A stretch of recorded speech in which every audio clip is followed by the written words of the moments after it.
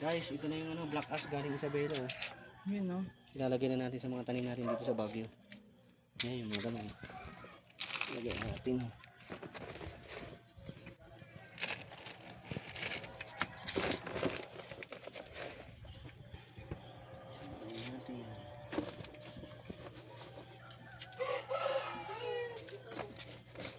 Sigurado matataba.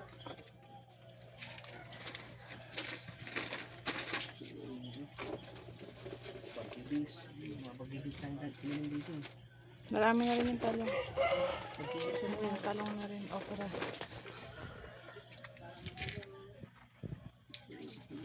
Bilis naman umano nung okra nyo. Nag-vlog yung sili doon sa Brahma Shop.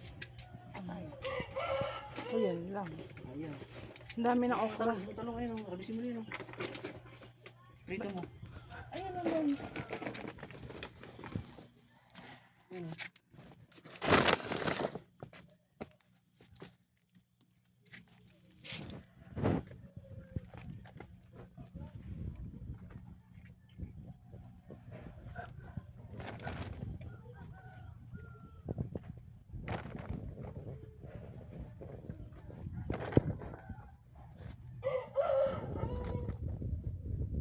Guys, hindi ko na ako sa Baguio ngayon. Wala na akong sabila.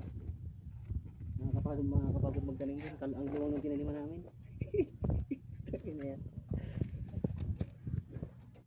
Yan yung ano, lupain nyo. Oo. Sa inyo yun, nagpatanim ka. Ayos.